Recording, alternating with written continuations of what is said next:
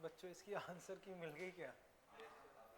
चलो ठीक है, चेक कर लिया। ठीक है, तो फिर हम डिस्कस कर लेते हैं।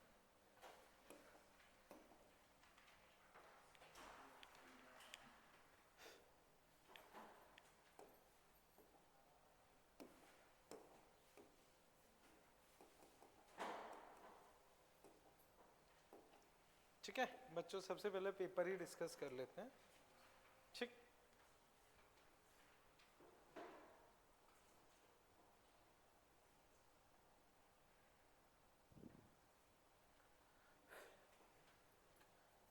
ठीक है बच्चों। अब बच्चों बताओ, फर्स्ट 5 क्वेश्चन में कोई दिक्कत?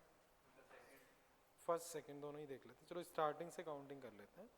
Distance of centre of mass of solid uniform cone from its vertex. ठीक है ना?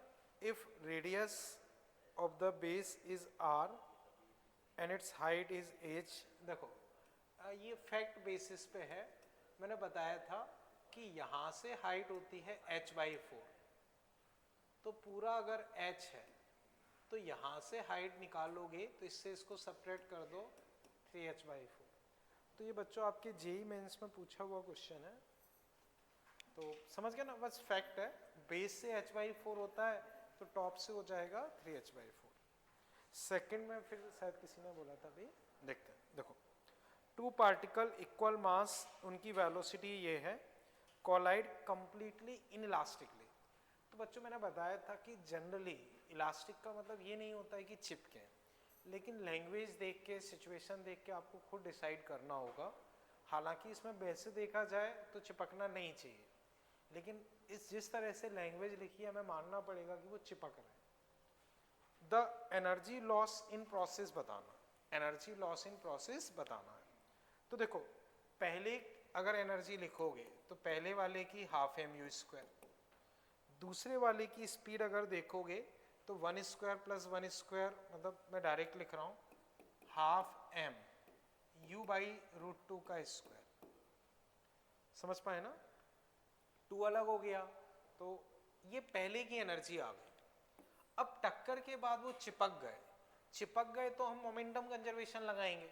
तो मान लो मास हो गया 2m v vector m u i + j/2, m cut गए तो वेलोसिटी तुम्हारे पास आई u/2i + u/4i + u/4j। इसी को तुम लिख सकते हो 3u/4i 3u/4j। स्पीड लिखोगे तो u/4√10। बोलो ये समझ पाए? तो बाद में स्पीड ये आई, तो बाद की काइनेटिक एनर्जी ½ 2m इसका स्क्वायर, तो u² 10/16। मेरे हिसाब से सपरेट करके आंसर आ जाना चाहिए। कंसेप्ट समझ पाए ना? बोलो सार्थक, कोई दिक्कत लग रही हो? ठीक है, चलते हैं बच्चों। बच्चों अब मुझे बताओ, थर्ड क्वेश्चन में किसी को डाउट? फोर्थ, फिफ्थ, सिक्स्थ देखो, for same total mass which of the following has largest moment of inertia. तो ऐसा कोई जरूरी नहीं कि आप हर एक का कैलकुलेट ही करो, आप डायरेक्टली लॉजिक से भी बता सकते हो। बाकी ऑप्शंस देखते हैं। देखो, मास सेम है तो जिसमें मास डिस्ट्रीब्यूशन दूर तक फैला होगा वो मोमेंट ऑफ इनर्शिया ज्यादा होगा। तो पहले में डिस्क है ए रेडियस की, वैल्यू वाइज भी लिखना चाहो तो ma²/2। फिर रिंग है तो रिंग में ma²। फिर स्क्वायर ऑफ लेमिना, लेमिना मतलब ऐसे, तो m 2a का स्क्वायर/6। और फिर रॉड्स फॉर्मिंग ए स्क्वायर, तो रोड्स का ये बना हुआ है। तो सबसे ज्यादा डिस्टेंसेस आप देखोगे इसमें मास काफी दूर तक फैला है। तो इसका वैसे हमने कैलकुलेट भी किया रॉड का इस तरह का, तो लॉजिकली बता सकते हो कि इसमें मास डिस्टेंस वाइज ज्यादा पे है, क्योंकि 2a इसकी साइड है, तो सबसे ज्यादा इसी का आएगा। ठीक है, 7th बच्चों, इसमें कोई डाउट? 8th बच्चों, देखो इस सर्कुलर डिस्क ऑफ एक्स, बच्चों ये आपके एग्जाम में पूछा हुआ क्वेश्चन है, made from iron plate of thickness T. तो बच्चों मान लो ये सर्कुलर प्लेट है, टी थिकनेस से बनाई है, तो एम आर स्क्वायर बाई 2, मास कैसे लिखोगे? पाई आर स्क्वायर, थिकनेस, डेंसिटी। ठीक है, अब वापस देखो, फिर 4r रेडियस और t बाई 4, तो इसकी radius 4r, thickness t by 4, तो पाई 16r square t by 4 into density, ये तो मास हो गया 16r स्क्वायर बाई 2। समझ पाए ना? M are square by 2, M are square by 2। अब रेशो लोगे, उससे जाके मोमेंट ऑफ इनर्शिया आएगा। बोलो बच्चों कहीं कोई दिक्कत है? ठीक है ना? ओके, 9th बच्चों, इसमें कोई डाउट? देखो, moment of inertia of rectangular plate about an axis passing through P and perpendicular to the plate is I। तो बच्चों इसके about moment of inertia I है।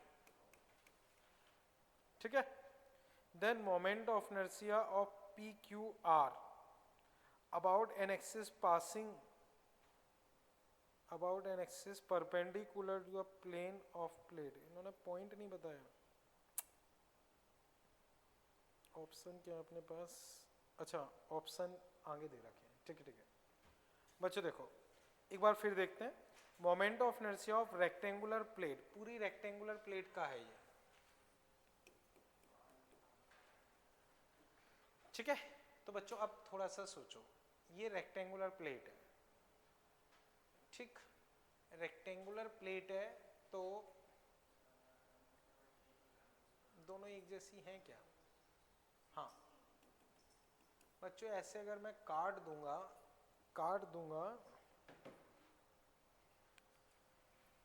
एक काम करते हैं, देखो प्रॉपर बनाते हैं ऐसे। ठीक है,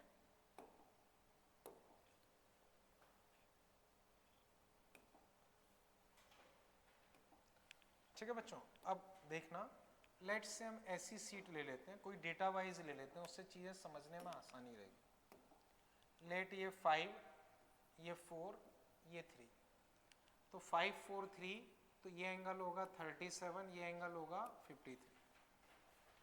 ठीक है, अब इसको हमने ऐसे काट दिया, तो अब बच्चों देखोगे एल बी से बड़ा है, हाँ तो अभी भी एल बी से बड़ा ही है, कोई दिक्कत नहीं। ठीक है, पी क्यू आर और एस। तो अब समझो, moment of inertia rectangular plate about passing through P and perpendicular to plane is I. तो बच्चों पूरे का आई है। बच्चों ऐसे काटोगे तो बताओ ये एंगल छोटा ये बड़ा, तो मैंने बता रखा था कि छोटे के अबाउट मोमेंट ऑफ इनर्शिया ज्यादा, तो ये इसका I/2 से थोड़ा ज्यादा होगा इस पॉइंट के अबाउट, और इसका I/2 से कम होगा। अगर पूरे का I है तो इसका I/2 से थोड़ा ज्यादा, इसका I/2 से थोड़ा कम। याद करो बच्चों, मैंने एंगल के थ्रू रिलेट करके बताया था। अब आगे देखते हैं।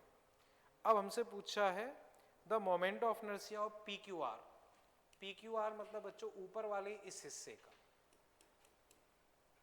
ठीक है, टू द प्लेन अब पता करना है। तो देखो अबाउट P, तो अबाउट P निकालोगे तो बच्चों वो I/2 से ज्यादा होगा।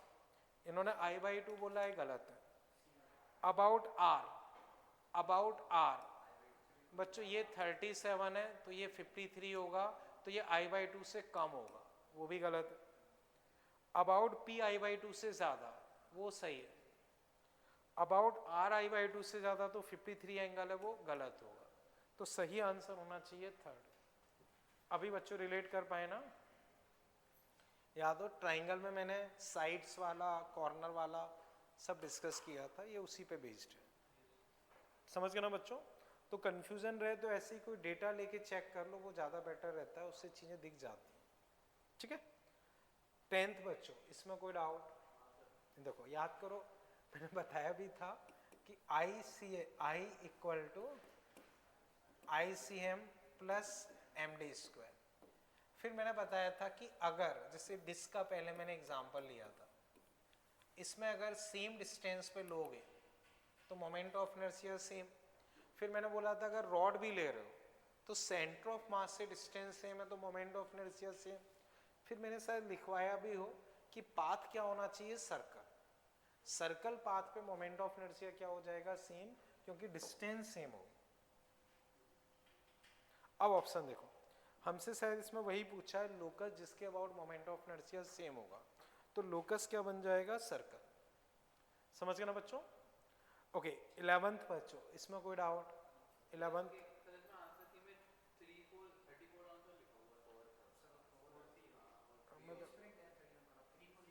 3 4 लिख दिया, दोनों लिख दिए। हाँ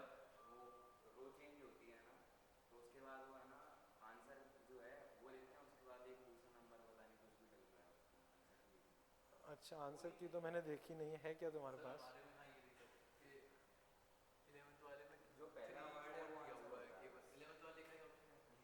अच्छा 11th वाले में 3 4 लिखा है, आप ये कह रहे हैं? अच्छा तो ये वो, हाँ वो सही कह रहे हो, पर ये बताओ उसी में एक गड़बड़ है ना, और तो किसी में नहीं है ना? हाँ तो वो मैं सही करवा दूंगा, कोई दिक्कत नहीं। लेकिन तो हाँ वो कोई गड़बड़ लगे वो बता देना, वो तो कोई दिक्कत नहीं। समझ गए ना? ये अभी हटा दो इसे। ठीक बच्चों, हम आते हैं 11th हो गया। 12th में बच्चों को डाउट?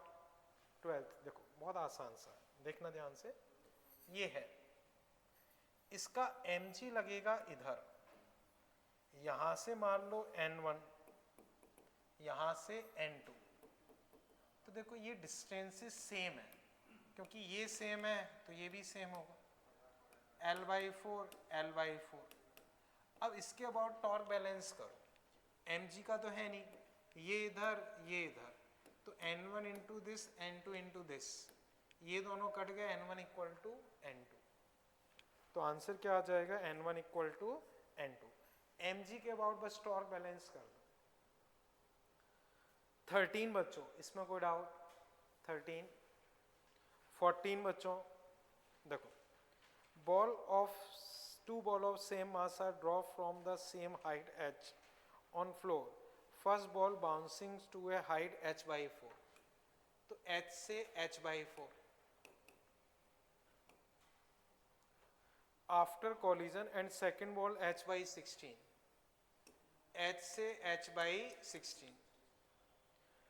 इम्पल्स बच्चों याद करो, इम्पल्स होता है चेंज इन मोमेंटम, और इस केस में बच्चों अगर चेंज इन मोमेंटम लिखोगे तो m, याद करो बच्चों इधर जाके इधर जा रहा है, तो मान लो ये डायरेक्शन में प्लस मान रहा हूं, तो ये v फाइनल ये v इनिशियल, तो m v final minus m v initial with minus sign, तो m v final plus v initial.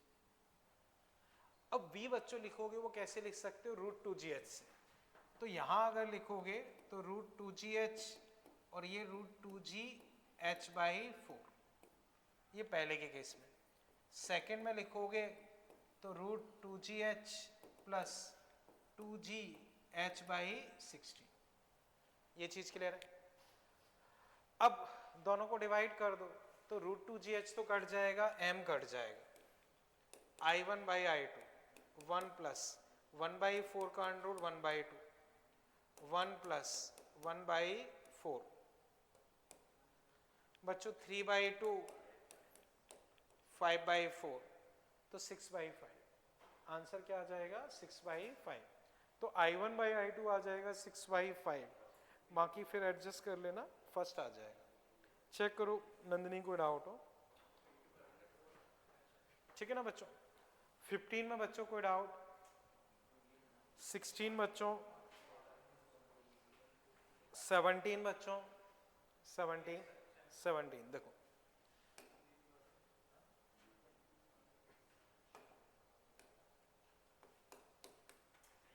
Seventeen बच्चों समझना,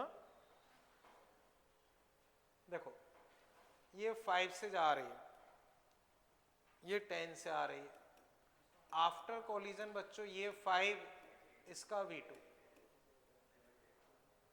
ठीक है बच्चों, ठीक बच्चों आवाज नहीं कर रहे, देखो बच्चों समझो, 5 10 5 V2 बच्चों, मैंने बताया हैवी की वेलोसिटी नहीं बदलती है, वो ये हो गई, ये डायरेक्शन प्लस मान ली, ये माइनस, और केवल ई की इक्वेशन लगानी है, शायद इलास्टिक कोलिजन दिया है ना, तो 1 equal to V2 minus V1 U1, तो U1 इसे मानेंगे,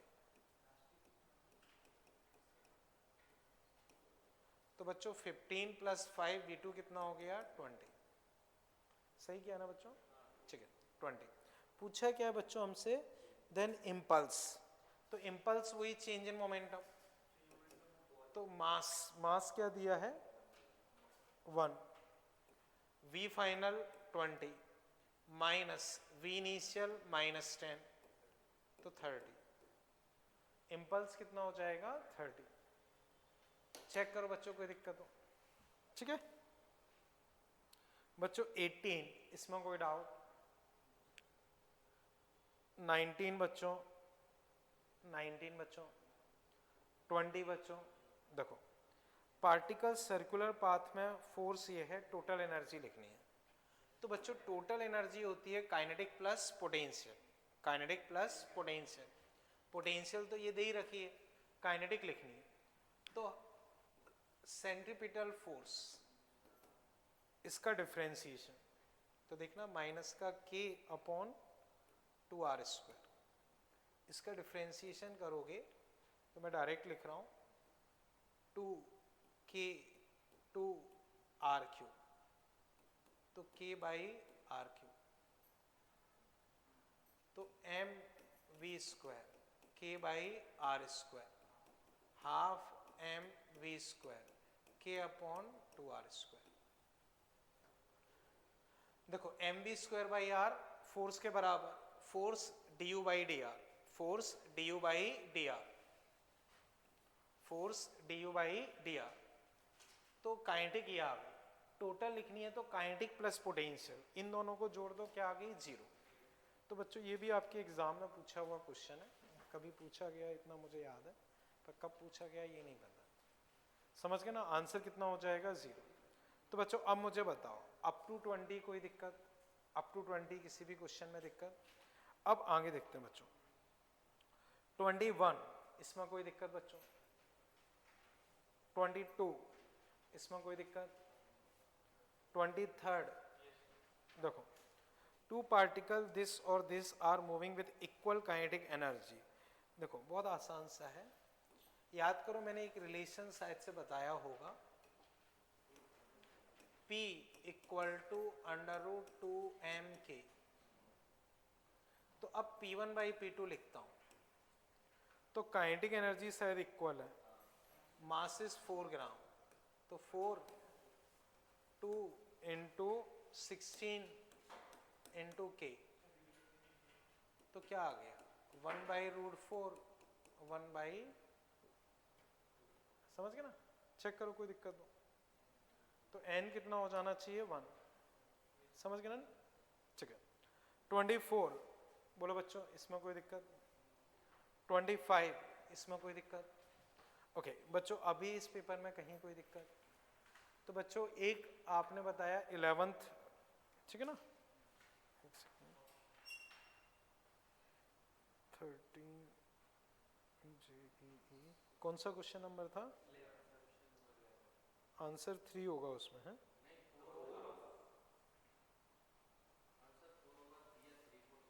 ठीक है खैर बच्चों, और बताओ इसके अलावा किसी और क्वेश्चन में आपको गड़बड़ या कोई करेक्शन वगैरह लगा हो, ठीक है ओके बच्चों 50 से ऊपर कौन ला पा रहा है, तुम्हारे कितने हैं, तुम्हारे, और उसके अलावा कोई 50 से ऊपर, 20 से ऊपर तो खैर कम ही है। वो जो पेपर ये वैसे टफ नहीं है, ये तो आसान से ही पेपर है, ठीक है ना।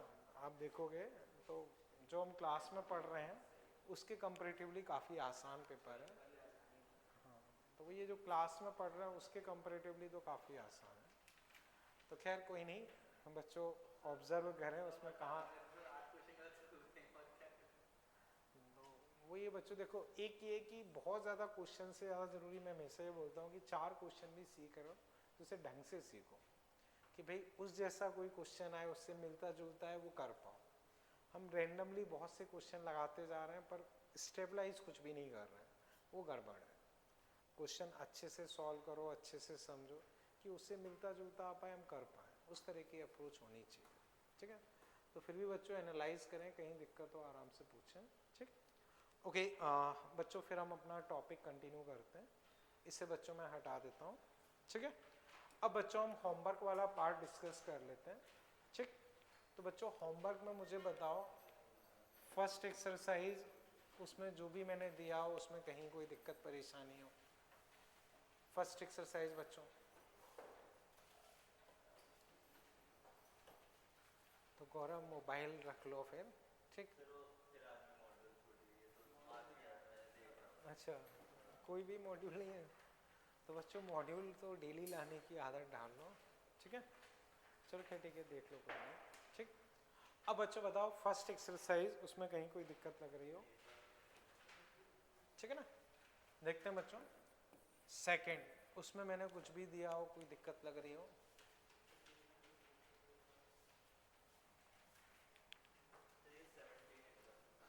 17 ठीक है, और देख लो कोई दिक्कत हो।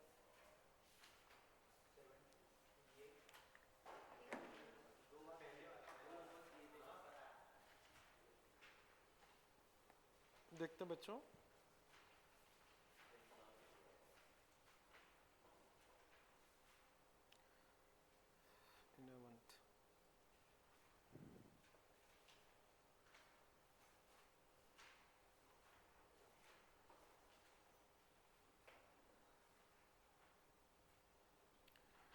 ओके 17th, ये तो थोड़ा सा हैवी हो जाएगा, ठीक। 17th मैंने दिया होगा क्या अभी, मैं एक बार देख लेता हूँ।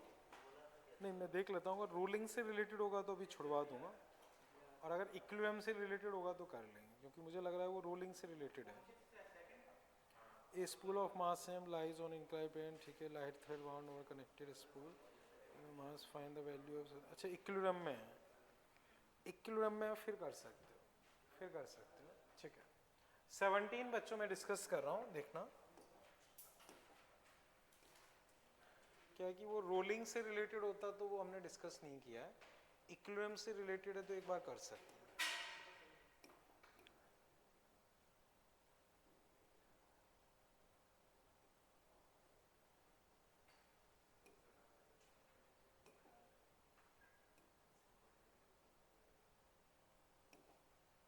ठीक है बच्चों, चलो देखते हैं। बच्चों देखो इक्विलिब्रियम में सिस्टम दिया है, तो लेफ्ट साइड बच्चों देखोगे तो एक एम मास का ब्लॉक हैंग है, तो उसमें पक्का टेंशन mg होगी, उसमें पक्का mg है, तो यहाँ इस पे पक्का टेंशन mg होगी, ठीक है। इसका इधर वही mg साइन थीटा, बच्चों mg cos theta, normal friction, let से इधर मान लिया। अब बच्चों समझो इस पर और क्या कुछ है, हाँ इधर रस्सी है और कोई दिक्कत है नहीं, ठीक है। अब बच्चों देखो इसके अबाउट अगर मैं टॉर्क बैलेंस करता हूँ, ये काम करता हूँ, इसके अबाउट कर देता हूँ, ये पूछा क्या है ये देख लें। फाइंड वैल्यू ऑफ m, इसका खुद का मास क्या है कैपिटल M, तो इधर कैपिटल M लिख देता हूँ। तो बच्चों ध्यान से देखना, मैं इस पॉइंट के अबाउट टॉर्क बैलेंस कर रहा हूँ,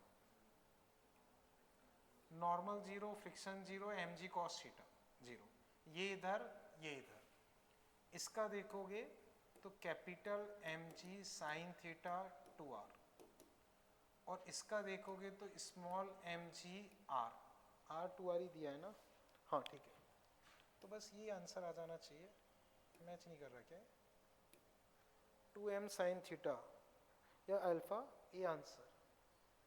समझ पाए ना क्या किया हमने, इस पॉइंट के अबाउट बैलेंस कर दिया, तो इसका जीरो, इसका जीरो, इसका जीरो, ये इधर रोटेट कराएगा mg इंटू आर से, ये इधर करवाएगा mg साइन थीटा 2r से। बस खत्म। समझ पाए ना, ठीक है बच्चों। सेकेंड एक्सरसाइज, इसमें और कोई दिक्कत?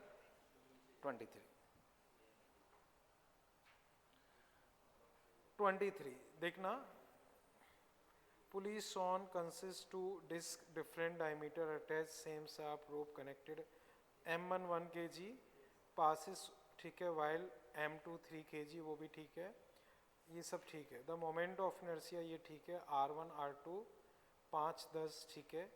Tension in ropes and acceleration, देखो समझना,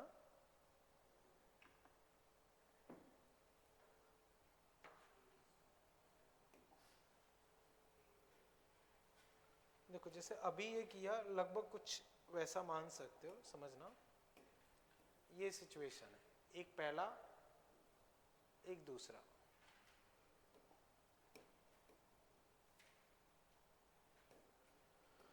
ठीक है बच्चों समझना, यहां से एक गया है अपना,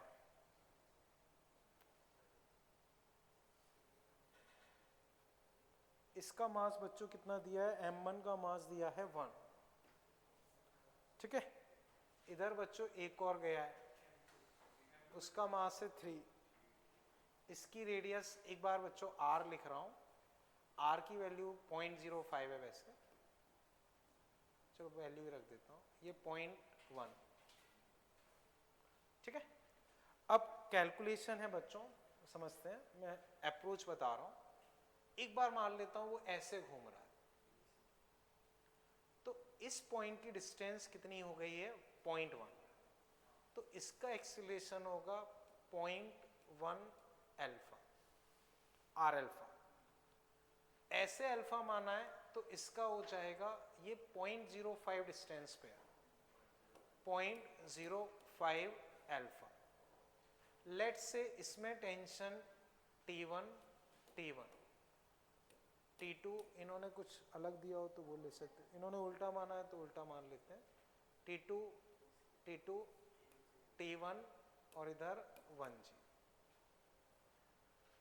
अब बच्चों समझो, वही इक्वेशन लिखते हैं, मैन बच्चों बस यहाँ के बाद तो घिसना रहता है, वो देखो ये चलाएगा ये रोकेगा, तो वही बच्चों मैं ऐसे ही बता देता हूँ, 3g minus T2, 3 into 0.1 alpha, इसका लिखोगे T1 माइनस 1g, 1 इंटू ये, इसका लिखोगे तो देखो ये T2 नहीं T1,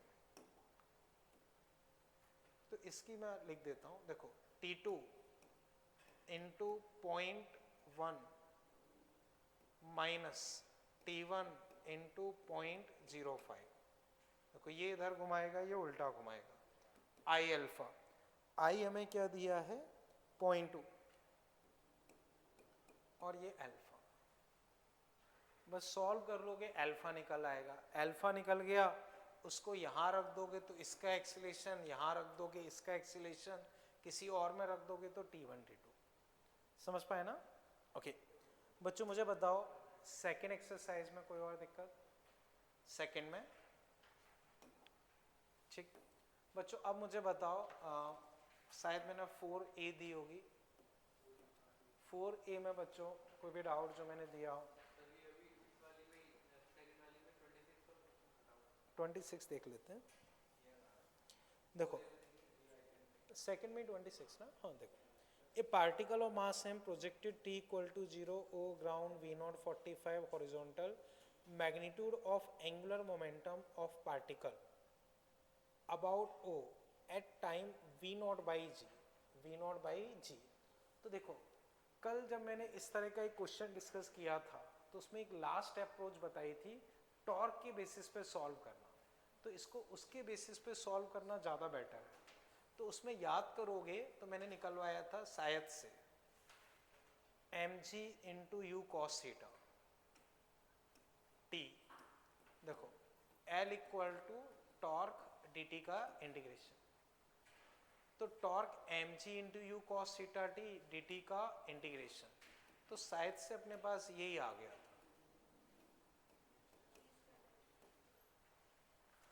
अब u की जगह लिख दो v नॉट, थीटा की जगह 45 टाइम v नॉट बाई जी, मेरे हिसाब से आ जाएगा। समझ गए ना, बस डेटा पुट करना है, आ जाना चाहिए। ओके बच्चों बताओ 4a, उसमें अभी कोई दिक्कत? ओके बच्चों मुझे बताओ लास्ट टर्म पे जो भी कुछ होमवर्क मैंने दिया उसमें कहीं कोई डाउट, कोई दिक्कत? चलें बच्चों आगे फिर, ठीक है ना। ओके तो बच्चों हम लोग एंगुलर मोमेंटम पढ़ रहे थे। एंगुलर मोमेंटम में बच्चों हमने पढ़ा था एक सिंगल पार्टिकल के लिए, सिंगल पार्टिकल के लिए angular momentum pure vector form में देखोगे तो r cross p, pure vector form में r cross p। Pure vector form बच्चों हम कब लगाएंगे? जब सारी चीजें 3D या प्योर वेक्टर फॉर्म में होंगी। अगर नॉर्मल सिचुएशन है तो हम तरीका लगा सकते हैं r इंटू पी परपेंडिकुलर या p इंटू आर परपेंडिकुलर। ये अगर बच्चों सर्कुलर मोशन हो रहा है तो उस केस में एक फॉर्मूला हमें याद भी रखना होता है mvr। उस केस में एंगुलर मोमेंटम क्या आ जाएगा? mvr। हम लोग यहाँ तक साइड डिस्कस कर चुके थे, ठीक है। उसके बाद की कहानी बच्चों हम देख रहे हैं, तो उसे बच्चों समझते हैं। आगे बच्चों आप लिख लो angular momentum in pure rotation, angular momentum in pure rotation, angular momentum in pure rotation. तो बच्चों इसके डेरिवेशन पे मैं नहीं जा रहा हूँ, मैं सीधा फॉर्मूला रिलेट करके लिखवा रहा हूँ, जितना काम का उतना ही पढ़ रहे हैं। तो जैसे बच्चों लीनियर मोमेंटम होता है mass into velocity, mass into velocity, वैसे ही बच्चों ये कोई ऑब्जेक्ट है ओमेगा से घूम रहा है, इसका मोमेंट ऑफ इनर्शिया आई, तो जैसे लीनियर मोमेंटम हम लिख देते हैं मास इनटू वेलोसिटी, तो वैसे ही बच्चों एंगुलर मोमेंटम हो जाता आई इंटू ओमेगा, और डायरेक्शन किस में हो जाएगी? ओमेगा की डायरेक्शन, जिधर ओमेगा होगा उसी डायरेक्शन में हो जाएगा। बोलो बच्चों कोई दिक्कत हो? समझ गए ना इतना? ठीक है। अब बच्चों समझो जैसे ये फैन है, ये घूम रहा है, इसका लिखना है, तो जिस एक्सिस के अबाउट ये घूम रहा है उसके अबाउट आई, उसके अबाउट ओमेगा, खत्म। ऐसे बच्चों देख के आंसर बताओ, उसमें कुछ मैं लिखवा नहीं रहा हूँ। रॉड मान लो ऐसे ओमेगा से घूम रही है, मास एम, लेंथ है, बताओ एंगुलर मोमेंटम, ठीक ना, ml square by 3 into omega, खत्म। मान लो सेंटर के अबाउट घूम रही है, ml स्क्वायर बाई 12 ओमेगा, ठीक है। मान लो बच्चों ये डिस्क है, ओमेगा से घूम रही है, इस पॉइंट के अबाउट घूमे तो कर लो, ठीक है। डायरेक्शन बच्चों ओमेगा की डायरेक्शन है, ठीक है। समझ गए ना बच्चों? ठीक है। तो प्योर रोटेशन में ओमेगा क्या होगा, उसमें कहीं कोई कंफ्यूजन? आई ओमेगा, मास इनटू वेलोसिटी, मास के सिमिलर आई, वेलोसिटी के सिमिलर एंगुलर वेलोसिटी, ठीक है ना। ओके अब ठीक है ना बच्चों। नेक्स्ट बच्चों लिख लो relation between angular momentum and kinetic energy, relation between angular momentum and kinetic energy. तो वो बच्चों समझो सिंपल सा ये बच्चों, उस चलो पूरा ही बता देता हूँ। देखो kinetic energy half I omega square, I से मल्टीप्लाई डिवाइड कर दो, तो kinetic energy I square omega square 2i, I omega क्या हो जाता है? एंगुलर मोमेंटम, तो एल स्क्वायर अपॉन 2i। तो बच्चों याद करो काइनेटिक एनर्जी होती है P square by 2m, P square by 2m, तो P square by 2m, P की जगह क्या हो गया? एल, मास की जगह आई, वैसे ही कर सकते हो। और एल अगर लिखना चाहो तो अंडर रूट 2i के कर लो बच्चों, बस समझ गए ना। तो बच्चों चाहो तो पुराने फॉर्मूले से रिलेट कर सकते हो, kinetic energy P square by 2m, तो एल स्क्वायर बाई 2i हो गया, और एल अंडर रूट 2i के। जैसे बच्चों इस टेस्ट में एक क्वेश्चन था जो अभी डिस्कस किया था, काइनेटिक एनर्जी सेम है, मासेस दे रखे थे, उसी की तरह के क्वेश्चंस इसमें भी बनते हैं, ठीक है ना। मान लो जैसे इसको डबल कर दिया तो ये कितना हो जाएगा, सेम तरह के कई सारे क्वेश्चंस बनते हैं, वो कर सकते हैं। ठीक है ना?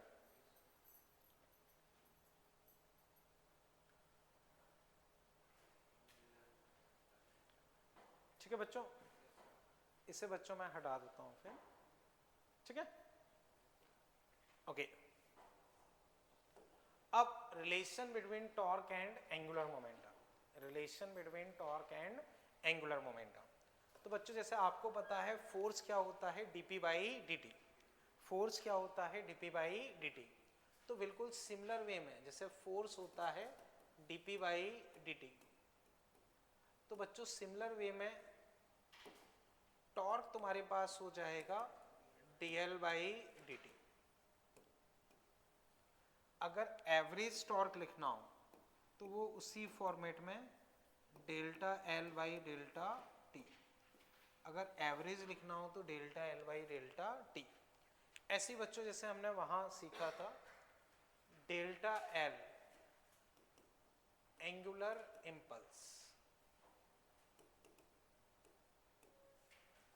बच्चों क्या हो जाएगा, टॉर्क dt का इंटीग्रेशन, टी इनिशियल से टी फाइनल। जैसे बच्चों वहां मोमेंटम में चेंज को बोलते थे इंपल्स, यहां एंगुलर मोमेंटम में चेंज को बोलते हैं एंगुलर इंपल्स। तो अगर हमें एंगुलर इंपल्स लिखना हो तो टॉर्क dt का इंटीग्रेशन टी इनिशियल से टी फाइनल। अब बच्चों सेम तरह का पैटर्न रहता है, अगर ग्राफ हो तो इसका स्लोप क्या दे देगा, टॉर्क, उसका एरिया क्या दे देगा, चेंज इन एंगुलर मोमेंटम या एंगुलर इंपल्स। तो चीजें लगभग वैसी है, एवरेज लिखना हो इस तरह से लिख सकते हो। बोलो बच्चों यहां तक कोई दिक्कत? ठीक है। अब बच्चों यहां तक कोई भी कंफ्यूजन? ठीक है ना, ये चीज क्लियर है? इसे बच्चों फिर मैं हटा रहा हूं, समझ गए ना? ठीक है। अब एग्जाम्पल बच्चों एक देखना, ये आपके जेईई एडवांस में पूछा हुआ क्वेश्चन है। एक ये रॉड है, ठीक है, फिक्स एंगुलर स्पीड से घूम रही है, फिक्स एंगुलर स्पीड से घूम रही है, मास m, लेंथ l, ठीक है। इस पे बच्चों मान लो एक कीड़ा या इंसेक्ट स्मॉल m मास का t इक्वल टू 0 पे फिक्स स्पीड से चलना शुरू कर रहा है, इसके रिस्पेक्ट में फिक्स स्पीड से चल रहा है। समझ गए ना बच्चों? क्वेश्चन फिर समझो, जैसे ये रॉड है, या मान लो जैसे बच्चों ये पंखा है, फिक्स स्पीड से घूम रहा है, इसकी ब्लेड्स पे कोई कीड़ा चलता हुआ आगे जा रहा है, कोई कीड़ा चलता हुआ आगे जा रहा है, t इक्वल टू 0 पे उसने चलना शुरू किया, v फिक्स है।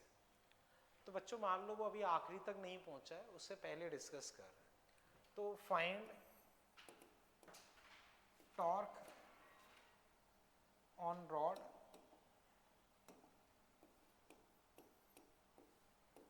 Eight time t। तो बच्चों किसी जनरल टाइम t पे टॉर्क क्या होगा वो तुम्हें बताना है। क्वेश्चन समझ गए ना बच्चों? तो ये आपके एडवांस एग्जाम में पूछा हुआ क्वेश्चन है।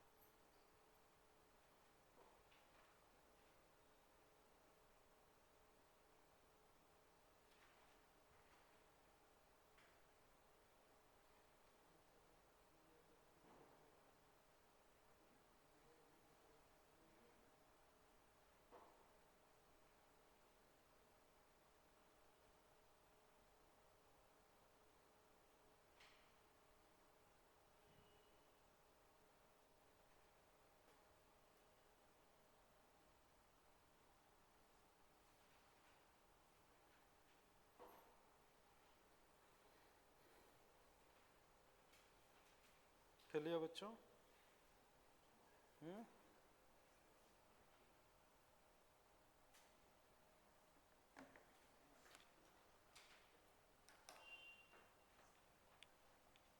बोलो हो गया?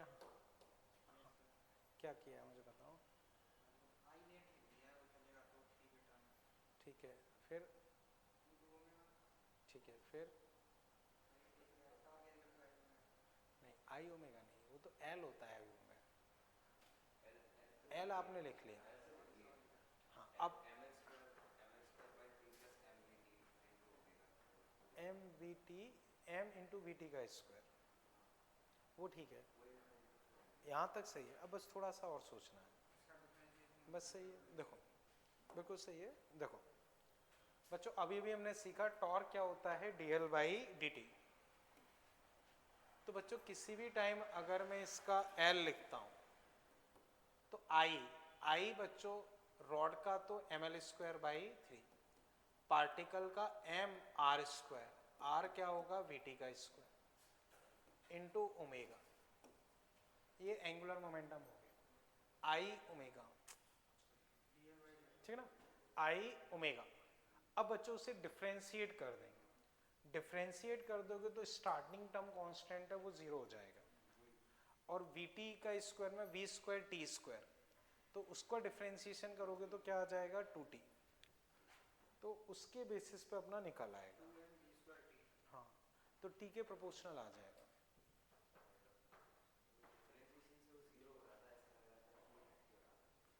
चलो अभी देख लेते हैं।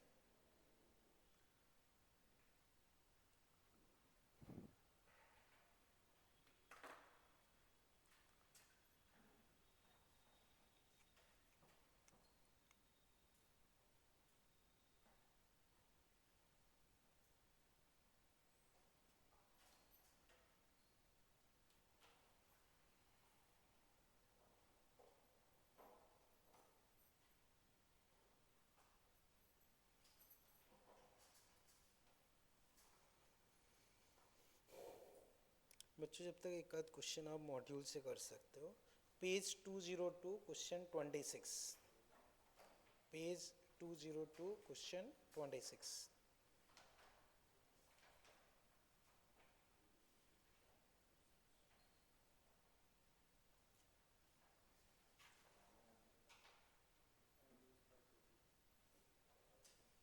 Page 202 first exercise question 26।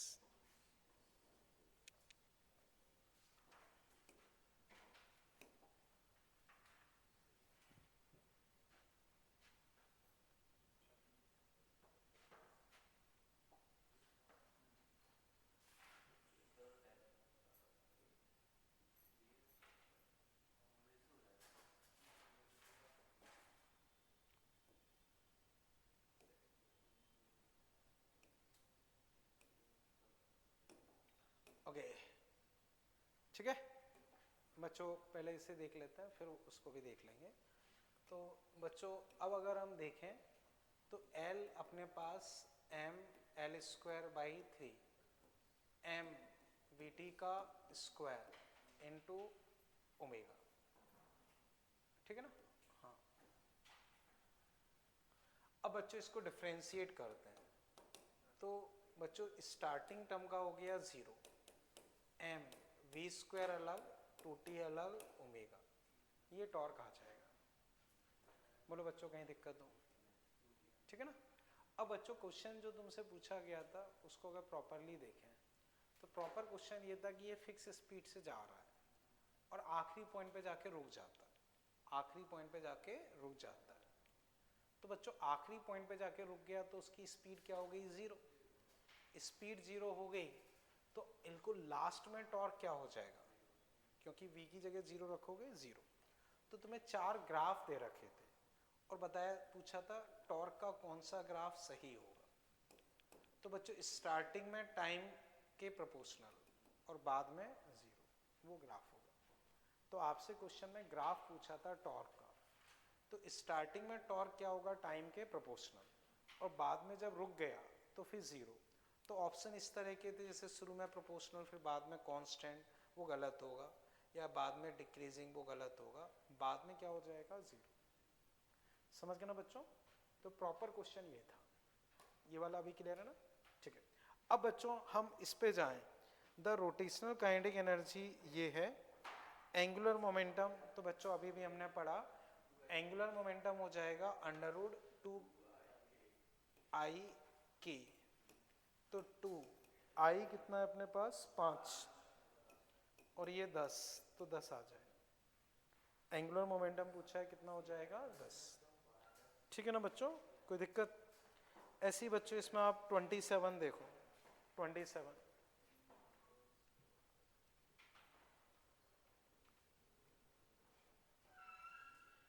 if angular impulse on a particle is zero, angular impulse on particle is zero,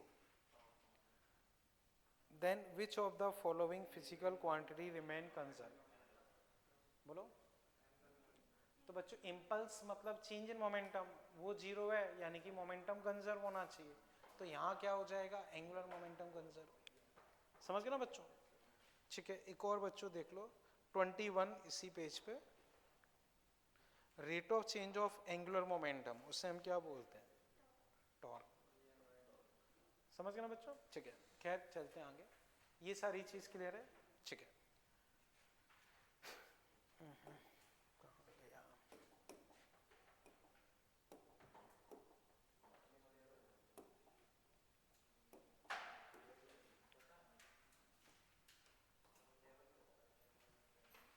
ठीक है।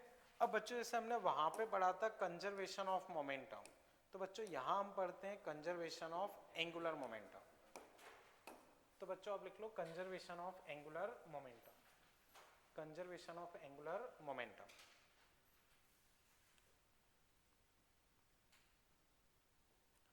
ठीक है, तो कंजर्वेशन ऑफ एंगुलर मोमेंटम अगर बच्चों हम देखें तो एक्सटर्नल टॉर्क होता है dl by dt। If external torque या नेट एक्सटर्नल टॉर्क जीरो हो तो zero equal to dl by dt। अब बच्चों किस चीज का डिफरेंशिएशन जीरो होगा?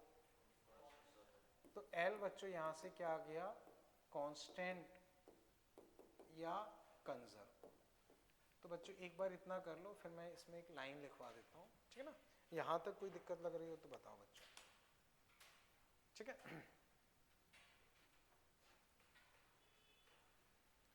अब बच्चों वहां हमने मोमेंटम कंजर्वेशन पढ़ा था, तो बच्चों net external force zero, net external force zero तो मोमेंटम क्या रहेगा कंजर्व। तो ऐसी नेट एक्सटर्नल टॉर्क जीरो तो एंगुलर मोमेंटम क्या रहेगा कंजर्व। फिर बच्चों मैंने आपको एक लाइन और लिखवाई थी, किसी पर्टिकुलर डायरेक्शन में फोर्स जीरो है तो उस पर्टिकुलर डायरेक्शन का मोमेंटम क्या रहेगा कंजर्व। तो ऐसे किसी पर्टिकुलर एक्सिस के अलोंग टॉर्क जीरो है तो उस पर्टिकुलर एक्सिस के अलोंग एंगुलर मोमेंटम कंजर्व रहेगा, उस पर्टिकुलर एक्सिस के अलोंग एंगुलर मोमेंटम कंजर्व रहेगा। ये चीज क्लियर है? तो बच्चों ये लाइन बस मैं लिखवा देता हूं, बच्चों एक लाइन लिख लो, if net torque along particular axis is zero, if net torque along particular axis is zero, if net torque along particular axis is zero, then angular momentum will remain conserved, then angular momentum will remain conserved about that particular axis, then angular momentum will remain conserved about that particular axis। तो बच्चों फिर मैं repeat कर रहा हूं, if net torque about particular axis is zero, then angular momentum will remain conserved about that particular axis। Clear है बच्चों? यहां तक कोई दिक्कत बच्चों? ठीक है। अब बच्चों इस पे क्वेश्चंस जो बनते हैं उनको मैंने 4 कैटेगरी में डिवाइड कर रखा है।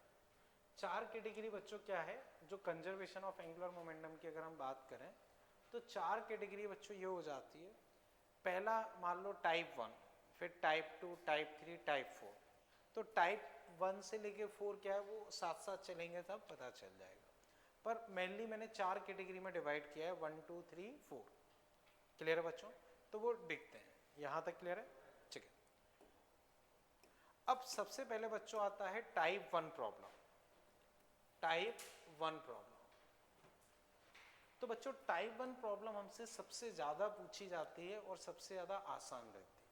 टाइप 1 प्रॉब्लम क्या होती है? सबसे ज़्यादा पूछी जाती है और सबसे आसान रहती है। ठीक है, तो बच्चों इसमें रहेगा क्या वो समझो, सिचुएशंस में बता रहा हूँ वो समझना। तो बच्चों लिखो मत, केवल समझ लो, ठीक है ना।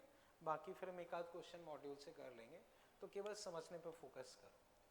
टाइप 1 प्रॉब्लम क्या होती है? जैसे ये मान लो एक डिस्क है, मास m, रेडियस r, ओमेगा से रोटेट कर रही है। आपसे बोलेंगे इसके ऊपर एक सेम टाइप की डिस्क रख दी, सेम टाइप की डिस्क रख दी, तो फाइनल एंगुलर स्पीड बताओ। क्वेश्चन क्लियर है? तो इसको मैंने बोला है टाइप 1 को आई ओमेगा कांस्टेंट टाइप। आई ओमेगा कांस्टेंट यानी कि I1 omega 1 equal to I2 omega 2। अधिकतर ये पैटर्न रहता है। अब बच्चों समझो, ध्यान से समझना, आई ओमेगा कांस्टेंट है, हमने सेम टाइप की डिस्क रख दी, सेम टाइप की डिस्क रख दी, तो शुरू में वो उस पर ऐसे घिसेगी और बाद में दोनों सेम एंगुलर स्पीड से घूमने लगेंगे। तो बाद में वो सब सेम एंगुलर स्पीड से घूमने लगेंगी तो वो दोनों एक हो गई। तो उस केस में बताओ मोमेंट ऑफ इनर्शिया क्या हो जाएगा? ट्वाइस। पहले अगर आई था तो अब क्या हो जाएगा? ट्वाइस। तो बच्चों आई ओमेगा फिक्स है, अगर ये डबल हो गया तो ये कितना हो जाएगा? हाफ, क्योंकि ये फिक्स है, प्रोडक्ट फिक्स है।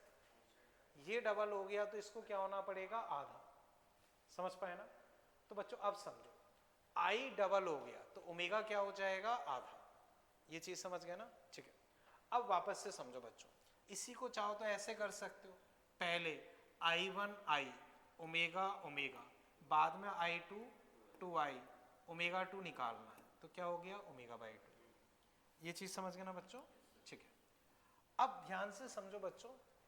अब आपसे पूछा जाता है इस प्रोसेस में बताओ एंगुलर मोमेंटम क्या है? बढ़ रहा है, कम हो रहा है? वही है, कंजर्व। एंगुलर मोमेंटम क्या है? कंजर्व। वापस बताओ, मोमेंट ऑफ इनर्शिया बढ़ गया, वो चेंज हो गया, ओमेगा कम हो गया। फिर बच्चों इसमें पूछ लेते हैं काइनेटिक एनर्जी पे क्या फर्क पड़ा। तो काइनेटिक एनर्जी बच्चों L स्क्वायर 2I, L वही है, 2 वही है, I डबल हो गया तो काइनेटिक एनर्जी आधी, काइनेटिक एनर्जी आधी हो गई, वो पता चल जाएगा। समझ गए बच्चों? ठीक है, अब इसमें और कैसे कैसे क्वेश्चंस होते हैं वो समझो। ये डिस्क कैसे घूम रही है, इस पे 2 m मास के पार्टिकल ऐसे साइड्स में रख दिए, तो बच्चों फंडा वही लगाना। पहले आई क्या था? mr²/2 omega. अब mr²/2, बताओ उस पार्टिकल का क्या होगा? mr²। दूसरे पार्टिकल का भी mr² ओमेगा डैश। ठीक है ना बच्चों? निकालोगे तो 5/2 5/2 वही आ रहा है ना, 5/2, तो यानी कि 1/5 आ जाएगा।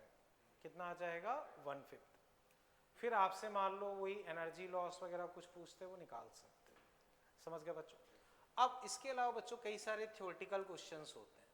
जैसे ये बंदा है, इसके हाथ में मान लो 2 डंबल्स हैं और ये रोटेटिंग टेबल पे ऐसे घूम रहा है, रोटेटिंग टेबल पे ऐसे घूम रहा है। तो बच्चों इसके हाथ में 2 हैवी वेट्स हैं और रोटेटिंग टेबल पे घूम रहा है।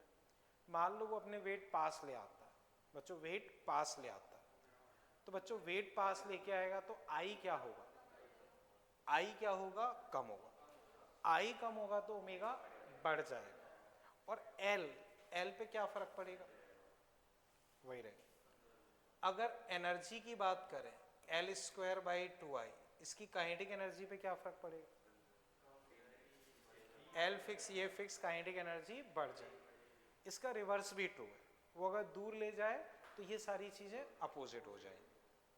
समझ गए बच्चों? अब कुछ और थ्योरेटिकल क्वेश्चंस बच्चों ये रहते हैं, जैसे आपसे बोलते हैं कि जैसे स्विमर्स जब ड्राइव करते हैं, जैसे ओलंपिक्स वगैरह अगर तुम देखो तो उसमें आप किस तरह से कर रहे हो उसके पॉइंट्स रहते हैं। तो उसमें ये बोलते हैं कि जैसे डाइव करके अगर वो अपनी बॉडी को पास लेके आए तो उनकी रोटेशन स्पीड पे क्या फ़र्क पड़ेगा। तो बच्चों समझो, जैसे एक सिंपल एग्जांपल, जैसे सर्दियों में हम सोते हैं तो सर्दियों में आप अपनी बॉडी को एकदम कॉन्ट्रैक्ट करके सोते हैं, सिकोड़ के सोते हैं। तो ऐसे ही मान लो ना अपनी बॉडी को सिकोड़ लिया तो मास बिल्कुल पास पास आ गया, मास बिल्कुल पास पास आ गया तो आई कम हो गया, आई कम होने से क्या होगा, ओमेगा बढ़ जाएगा, तो उनके घूमने की रफ्तार बढ़ जाएगी। ये चीज़ क्लियर है, ठीक है। और एग्जांपल बच्चों समझो, जैसे ये अर्थ है, अर्थ पे बच्चों पोल्स यहाँ पे होते हैं। बच्चों यहाँ भी बर्फ होती है, यहाँ भी बर्फ होती है। अब ये बर्फ पिघलेगी तो कहाँ जाएगी, ऐसे।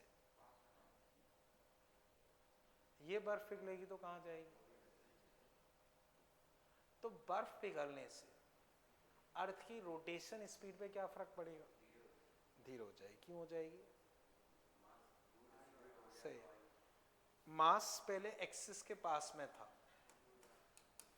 मास पहले एक्सिस के पास में था, एक्सिस के पास में था तो उसका मोमेंट ऑफ इनर्शिया कम था। अब वो दूर चला गया तो मोमेंट ऑफ इनर्शिया बढ़ गया तो ओमेगा क्या होगा, कम हो जाएगा। ओमेगा कम का मतलब स्लो घूमेगी, स्लो घूमेगी तो अभी मान लो 24 घंटे में घूमती है तो फिर 24 घंटे से ज़्यादा टाइम लेगी या कम, ज़्यादा, यानी कि टाइम पीरियड बढ़ जाएगा, टाइम पीरियड बढ़ जाएगा। समझ गए बच्चों, ठीक है। इसमें फिर बच्चों थ्योरेटिकल क्वेश्चन ये रहता है कि जैसे हम हाई राइज बिल्डिंग्स बनाते हैं, हाई राइज बिल्डिंग्स मान लो ऐसे बना रहे हैं तो उससे अर्थ की रोटेशन स्पीड पे क्या फर्क पड़ता है, कम। रीजन, हाई राइज बिल्डिंग बना रहे हो तो मास को एक्सिस से दूर ले जा रहे हो, तो हाई राइज बिल्डिंग बनाने की वजह से रोटेशन स्पीड क्या हो जाएगी, कम हो जाएगी। समझ गए बच्चों, कोई दिक्कत, ठीक है। जैसे बच्चों अभी आपने अगर कभी न्यूज़ वगैरह पढ़ते हो, हाँ, चाइना ने जो काफ़ी बड़ा डैम बनाया तो उस डैम की वजह से प्रॉपर रोटेशन स्पीड पे फर्क पड़ा। रीज़न, डैम बनाने का मतलब ये कि आप पानी एक जगह स्टोर कर रहे हो, तो स्टोर कर रहे हो तो उसकी हाइट बढ़ रही है। एक जगह आपने बहुत हैवी हाइट तक पानी कर दिया तो एक तरीके से बहुत बड़ी बिल्डिंग आपने ऊंची बना दी, तो एक बहुत बड़ी और ऊंची बिल्डिंग बना ली और उसका मास भी बहुत ज़्यादा है। तो मास बहुत ज़्यादा है, हाइट ज़्यादा है, तो एक जगह मोमेंट ऑफ इनर्शिया बढ़ गया तो एंगुलर स्पीड क्या हो जाएगी, कम हो गई। तो उससे बाकायदा अर्थ की रोटेशन स्पीड पे फर्क पड़ा और वो डिटेक्ट भी हुआ। हाँ हाँ, फर्क तो बहुत कम पड़ेगा क्योंकि अर्थ के कंपैरिजन में तो मास काफ़ी कम होगा, लेकिन फर्क पड़ा। ऐसी वो सेकंड डैम जो बनाने वाला है वो उससे भी 3 गुना हैवी डैम है तो उससे और ज़्यादा फर्क पड़ेगा। खैर वो सारी चीज़ें बात की बात है, पर कहने का मतलब ये कि फर्क पड़ता है, इन सारी चीज़ों से क्या होता है, फर्क पड़ता है। ये चीज़ क्लियर है, ठीक है। अब इसके अलावा बच्चों कुछ जैसे टाइम पीरियड बेस्ड क्वेश्चन पूछ लेते हैं। जैसे मान लो ये चीज़ है, ठीक है ना, मान लो बच्चों लोहे का गोला, मान लो लोहे का गोला है, ओमेगा से घूम रहा है, इसका टेम्परेचर बढ़ गया, टेम्परेचर बढ़ गया तो बताओ रोटेशन स्पीड पे क्या फर्क पड़ेगा, क्यों हो जाएगी, एक्सपेंड। टेम्परेचर बढ़ेगा तो एक्सपेंड करेगा, एक्सपेंड करेगा तो मास दूर तक जाएगा या फैलेगा, तो आई बढ़ेगा, आई बढ़ेगा तो ओमेगा कम हो जाएगा, ठीक है। अब ऐसे बच्चों बताओ, मान लो आई को डबल कर दिया तो ओमेगा कितना हो जाएगा, ओमेगा हाफ, तो टाइम पीरियड उसका इनवर्स होता है तो टाइम पीरियड क्या हो जाएगा, डबल। ऐसे बच्चों मान लो अर्थ ऐसे घूम रही है, अभी एक चक्कर कितने टाइम में लगाती है, 24 आवर्स।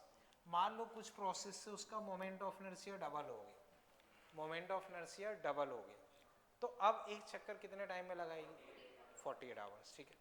अब मान लो कुछ ऐसा हुआ कि अर्थ की रेडियस डबल हो गई, रेडियस डबल हो गई, तो टाइम पीरियड क्या हो जाएगा, देखो ये डबल है तो मोमेंट ऑफ इनर्शिया 4 गुना, 4 गुना तो वो 1/4, 1/4 तो 24 इंटू 4 96। समझ गए ना बच्चों। तो इस तरह के, हाँ बोलो, वापस बता देता हूँ। देखो देखो ये अर्थ, पहले ओमेगा अगर लिखोगे तो 2 पाई अपॉन 24, अगर टाइम पीरियड निकाल एम आर स्क्वायर इंटू 2/5, बाद में 2 pi by t, 2/5 m, radius double कर दी तो उसका स्क्वायर 4r स्क्वायर।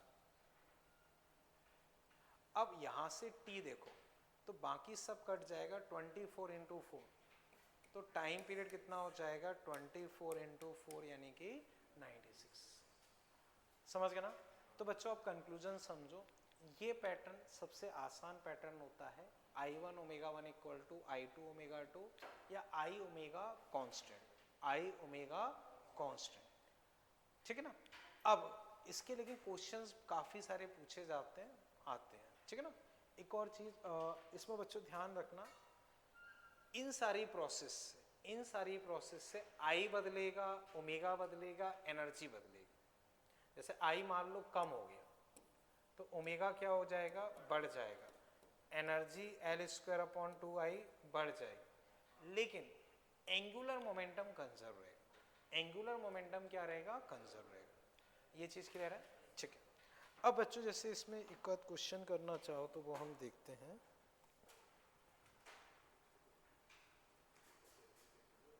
जैसे बच्चों आप देखो 212 पेज क्वेश्चन 31,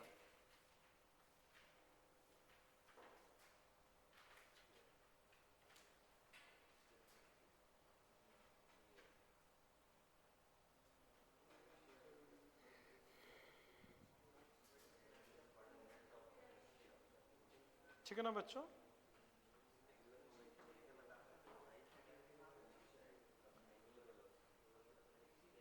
ठीक है बच्चों, ओके। अब बच्चों इसमें एक और, हाँ समझ गए ना बच्चों? अभी जो हमने किया वही है, इसमें एंगुलर मोमेंटम तो कंजर्व रहेगा, बाकी सब अपने बदल जाएंगे, ठीक है? अब फिर देखो बच्चों, आप देखना पेज 228 क्वेश्चन सेकंड जिसका हो जाए वो एक बार फोर्थ करे, तो 228 पे सेकंड एंड फोर्थ।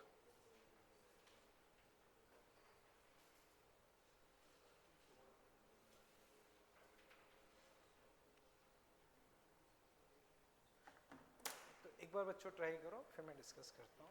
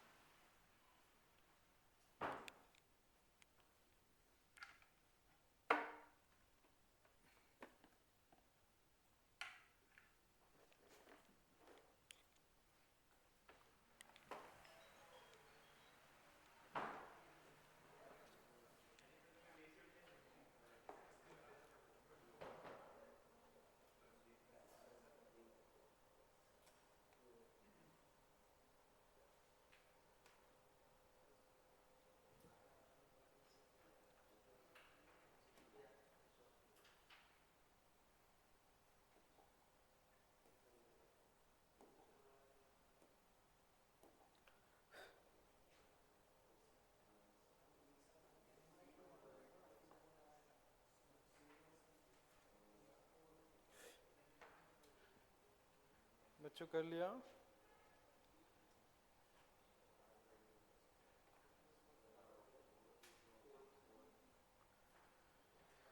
बच्चों देखते हैं सेकंड वाला, अगर हम देखें इस circular disc mass m radius r rotating plane, ठीक है, ठीक है, if another disc of same dimension but mass m/2, ठीक है, देन न्यू एंगुलर वेलोसिटी।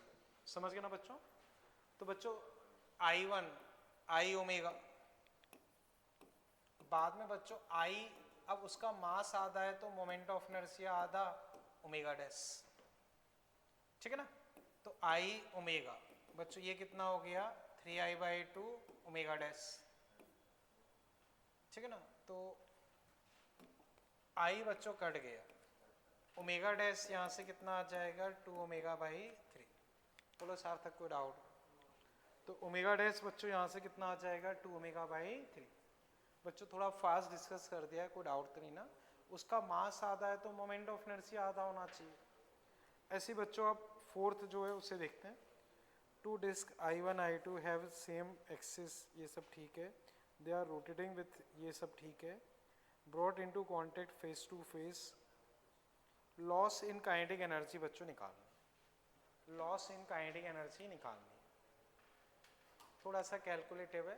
दिक्कत ये कि एक तो वेरिएबल में दे दिया है, अगर यही जैसे इस तरह के डेटा में होता तो उतनी दिक्कत नहीं आती, I1 I2 ओमेगा 1 ओमेगा 2 वो दिक्कत है।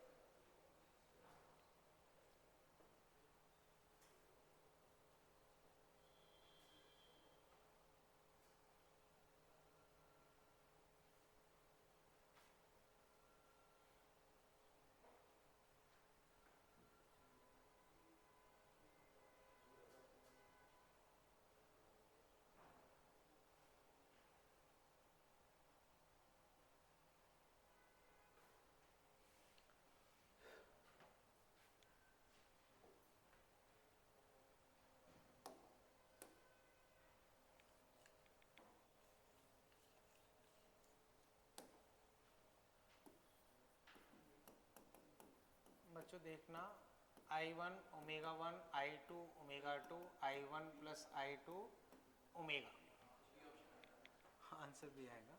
तुम बोलो सार्थक तुमने कैसे किया? ऐसे हो जाएगा तो ये दिक्कत रहेगी, फिर एग्जाम में नंबर नहीं आ पाएंगे। वही मैं बोलता हूँ कि भले 2 क्वेश्चन सीखो लेकिन ढंग से सीखो। I1 omega 1 I2 omega 2 upon I1 plus I2, ठीक है बच्चों, यहाँ तक कोई दिक्कत? अब समझो लॉस कैसे निकलेगा, half I1 omega square half I2 omega 2 square minus half I1 plus I2 और इस पूरे का स्क्वायर। एक मेथड बच्चों, अगर चीजें थोड़ा सा रिलेट कर पाओ तो आसानी से कर सकते हो, ठीक ना, ये तो क्लियर है। अब बच्चों याद करो, परफेक्टली इनइलास्टिक कोलिजन, 2 पार्टिकल मान लो M1 V1 M2 V2 stick कर गए, V स्पीड से जा रहे हैं, तो मैंने काइनेटिक एनर्जी लॉस का एक फॉर्मूला बताया था, हाफ म्यू, ठीक है ना, V1 या U1 माइनस U2 का स्क्वायर 1 माइनस ई स्क्वायर, ई तो 0 हो गया। तो यहाँ भी क्या है, बाद में वो साथ साथ रोटेट करेंगे, तो एक तरीके से वैसी ही सिचुएशन हो गई। तो रिलेट कर पाओ तो ठीक है, वरना कोई फर्क नहीं पड़ता है, बेसिक से कर ही रहे हैं। बेसिक से बस ये कि थोड़ा सा लेंदी जा रहा है, आ तो इससे भी जाएगा ही। अब उससे अगर बच्चों हम करते हैं तो half mu omega 1 minus omega 2 का स्क्वायर, ओमेगा 1 माइनस ओमेगा 2 का स्क्वायर, ठीक है, और यहाँ था 1 माइनस ई स्क्वायर, तो परफेक्टली इनइलास्टिक में 0। म्यू की जगह बच्चों तुम लिख सकते हो I1 I2 I1 plus I2, तो आंसर तुम्हारे पास क्या हो जाएगा, B। लेकिन वो रिलेट कर पाओ तो, वरना प्रॉपर मेथड यही है। चीजें लगभग वैसी ही रहती हैं, समझ गए ना बच्चों? अभी इसमें कहीं कोई दिक्कत? ठीक है, ओके। अब ये बच्चों जो हमने पढ़ा था वो था टाइप 1 प्रॉब्लम। ये क्या था, टाइप 1 प्रॉब्लम। अब हम पढ़ने वाले हैं, बोलो नंदिनी कोई डाउट लग रहा हो? देखो मैं वापस बता देता हूँ, समझो हो क्या रहा है।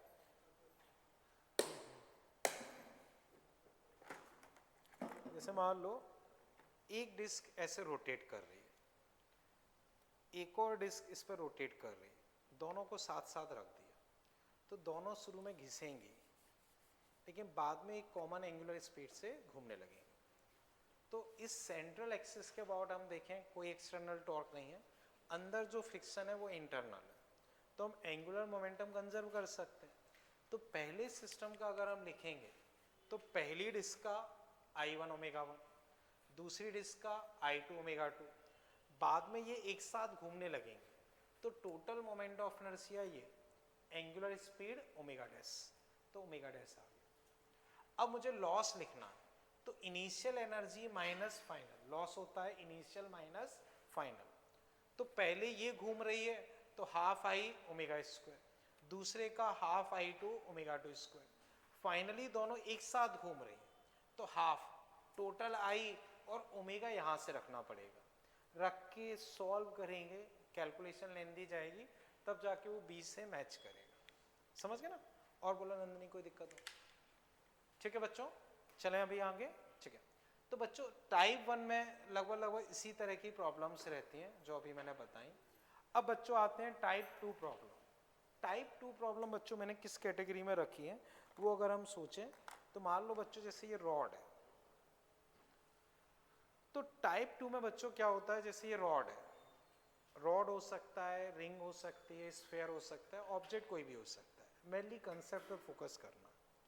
तो आपसे दो चीजें जनरली बोलते हैं कि इस पे कोई पार्टिकल टकराया, इसी से चिपक के रह गया, इसी से चिपक के रह गया, या नहीं भी चिपक के रह गया, कुछ भी हो सकता है। तो इससे पार्टिकल टकराया, इससे चिपक के रह गया, तो बाद में इसकी एंगुलर स्पीड बताओ। जनरली इस पैटर्न के क्वेश्चंस रहते हैं।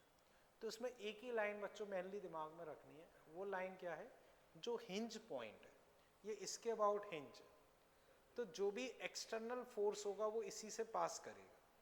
तो इसमें एक ही लाइन दिमाग में जो की पॉइंट अच्छे से याद रखनी है कि इसके about conservation of angular momentum, या इम्पल्स मोमेंटम थ्योरम होता है, ऐसी angular impulse angular momentum theorem, वो लैंग्वेज में लिखवा दूंगा। तो की कंसेप्ट जैसे पिछले टाइप 1 में क्या है, I omega constant, I1 omega 1 equal to I2 omega 2, बस उतना सा। टाइप 2 में अपना क्या है, जनरली एक ऑब्जेक्ट फिक्स रहेगा, जनरली नहीं रहेगा ही क्योंकि मैंने कैटेगरी वैसी रखी, तो ऑब्जेक्ट हिंज रहेगा। तो इसमें की कंसेप्ट जो तुम्हें याद रखना है कि हिंज के about conservation of angular momentum, और अगर ई की इक्वेशन दे रखी हो तो ई की इक्वेशन। ठीक है ना? तो अब बच्चों आगे आप इस तरह से लिख लो टाइप 2 प्रॉब्लम, टाइप 2 प्रॉब्लम। ठीक है,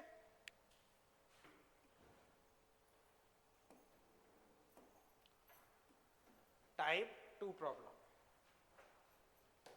ठीक है, सार्थक कहाँ ध्यान है तुम्हारा? ठीक है ना, टाइप 2 प्रॉब्लम। तो टाइप 2 प्रॉब्लम में बच्चों आप लिख लो, for solving such type of problems, for solving such type of problem, for solving such type of problems, apply conservation of angular momentum, apply conservation of angular momentum with respect to hinge point, with respect to hinge point। ठीक है, तो mainly बच्चों यही करना होगा, hinge point के बाद आपको कंजर्वेशन ऑफ एंगुलर मोमेंटम लगाना होगा। उसके अलावा बच्चों जैसे कई बार ये भी अप्लाई करना पड़ सकता है,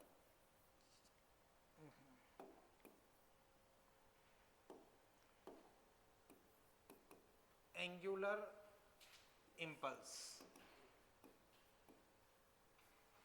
इक्वल टू, ऐसे लिख देता हूँ, L final minus L initial, ये भी अप्लाई करना पड़ सकता है। तो या तो कंजर्वेशन या ये, इन दोनों में से एक आध बार बच्चों अगर E दिया हो तो E इक्वल टू वही V2 minus V1 U1 minus U2, वो भी अप्लाई करना पड़ सकता है। तो इस बेसिस पे हम क्वेश्चन सॉल्व कर लेते हैं। ठीक है, तो देखते हैं बच्चों।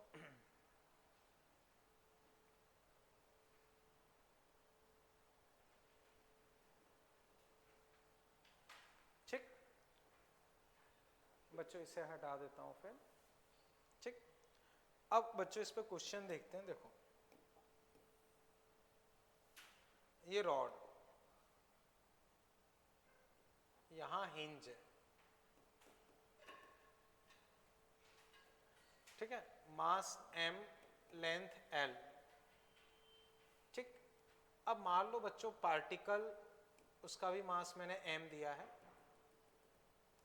बच्चों, v0 स्पीड से आया, v0 स्पीड से आया। ठीक है, तो बच्चों एक बार डायग्राम ड्रॉ कर लो, फिर मैं क्वेश्चन लिखवाता हूं।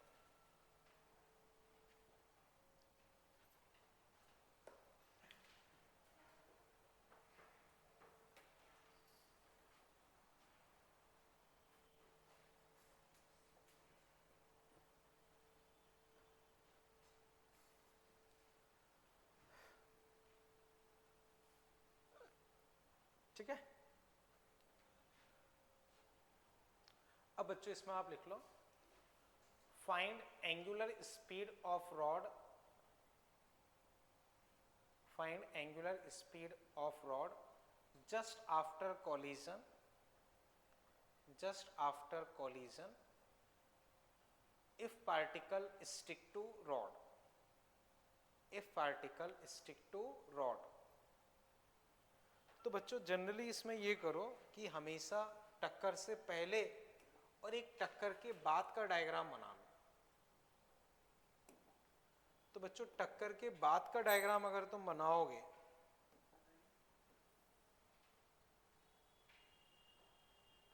टक्कर के बाद का डायग्राम, तो बच्चों ये मान लो ओमेगा से घूम रही है और यहां पार्टिकल स्टिक कर गया, इसका वही m, l। अब बच्चों बस ट्राई करो, हिंज पॉइंट के अबाउट तुम्हें कंजर्वेशन ऑफ एंगुलर मोमेंटम लगाना, हिंज पॉइंट के अबाउट तुम्हें कंजर्वेशन ऑफ एंगुलर मोमेंटम लगाना।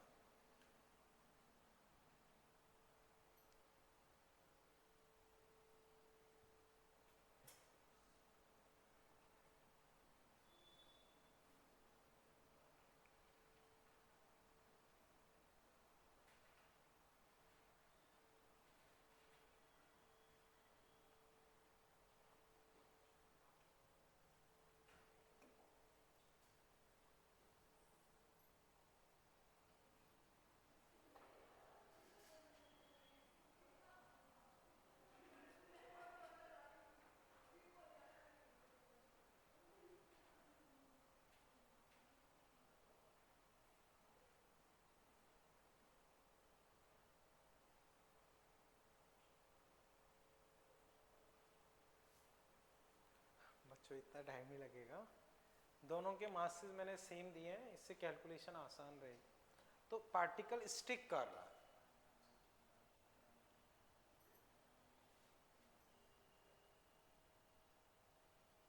बच्चों एक लाइन में आंसर आ जाएगा, इतना टाइम नहीं लगना चाहिए इसमें। तो हुआ क्या बच्चों किसी से? बस अप्रोच बताओ क्या किया है।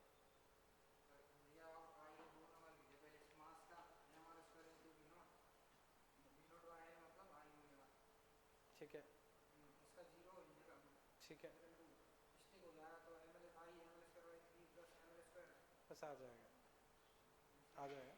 समझो बच्चों, देखो बच्चों देखना,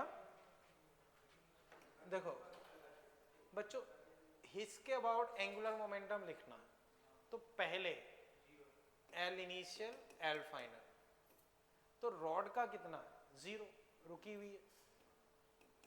इसका बच्चों ये चल रहा है, उससे भी लिख सकते हो, वरना ये चल रहा है तो चलने के केस में कैसे लिखते हो, मोमेंटम इनटू परपेंडिकुलर डिस्टेंस। तो एम वी नॉट और परपेंडिकुलर डिस्टेंस कितनी है एल, उससे भी हालांकि वही आएगा। तो एम वी नॉट और परपेंडिकुलर डिस्टेंस एल, ठीक है।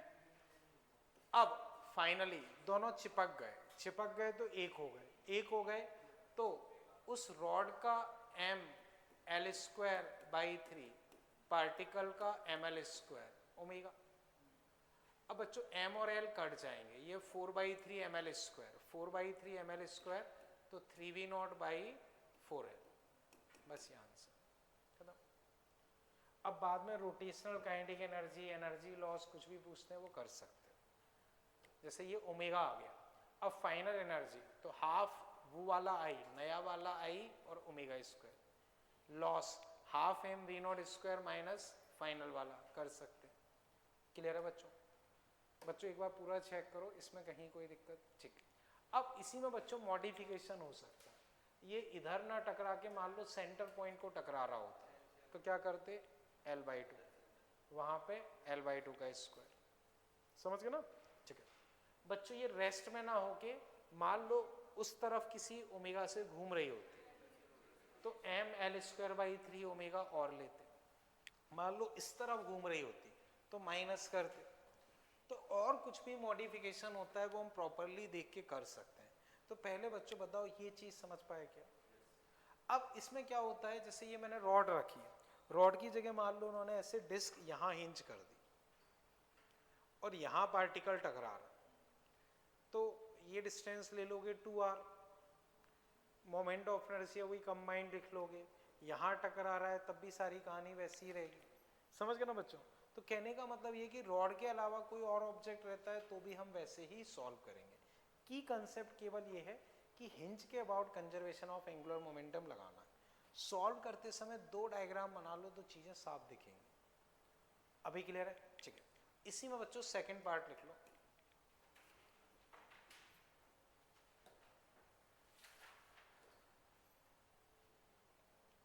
फर्स्ट पार्ट बच्चों क्लियर है ना? सेकंड बच्चों लिख लो, solve above question if E is half.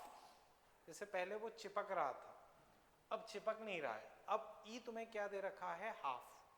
E तुम्हें क्या दे रखा है? हाफ। अब बच्चों ट्राई करो। बच्चों पिछले क्वेश्चन में तो कोई दिक्कत नहीं ना, अब इसके बारे में सोचो।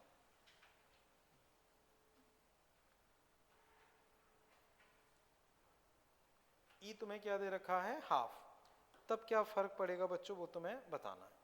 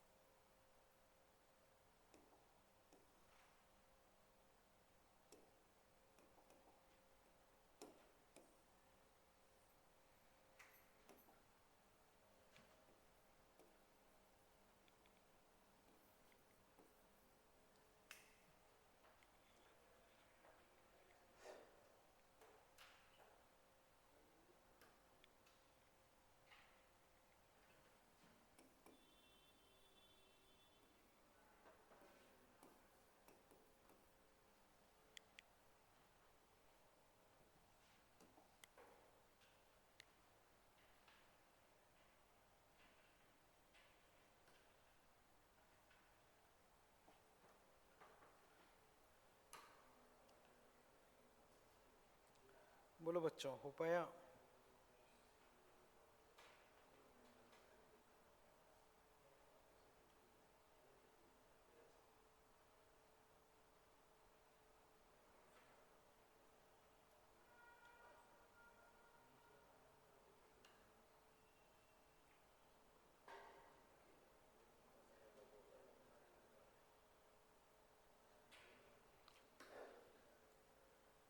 चलो बच्चों मैं डिस्कस करता हूँ फिर।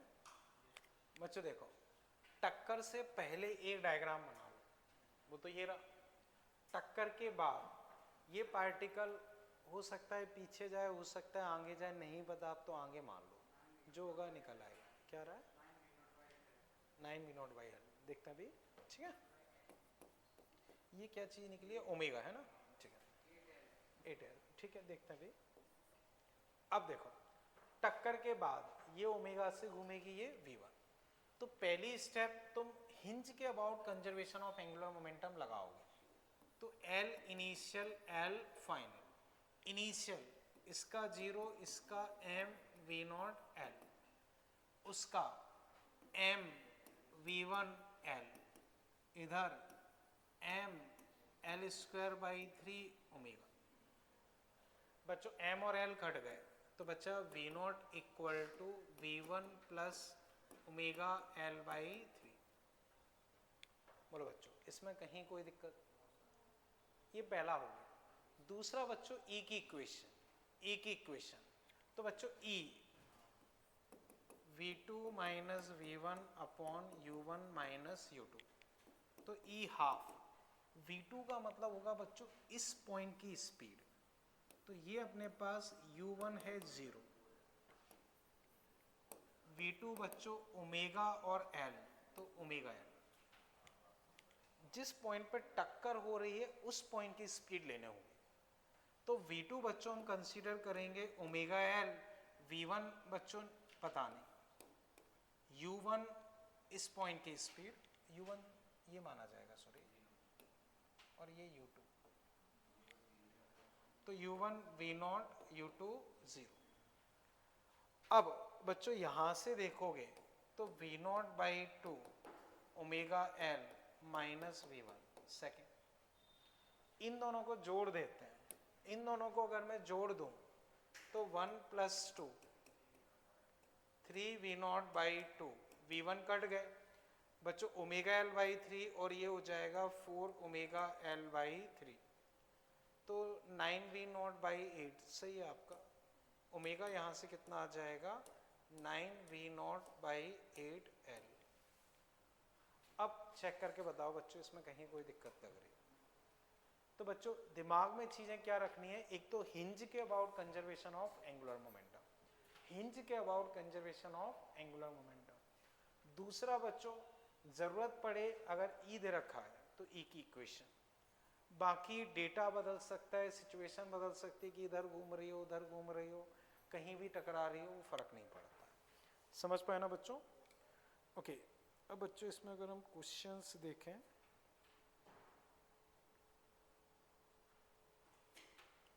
तो वो बच्चों देखना, जैसे सेकेंड एक्सरसाइज इसमें 28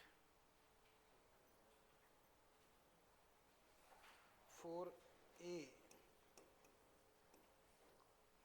इसमें 8th 16 फर्स्ट एक्सरसाइज इसमें 25 22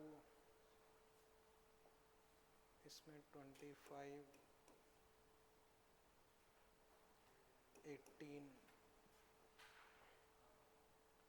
34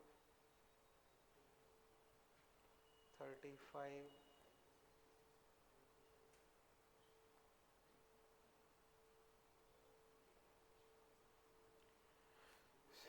ठीक। तो बच्चों फिलहाल इसमें इतने ही कर पाओगे। तो बच्चों जो ये हमने आज डिस्कस किया है टाइप 1 टाइप 2 उस पे बेस्ड है। जो टाइप 1 टाइप 2 प्रॉब्लम हमने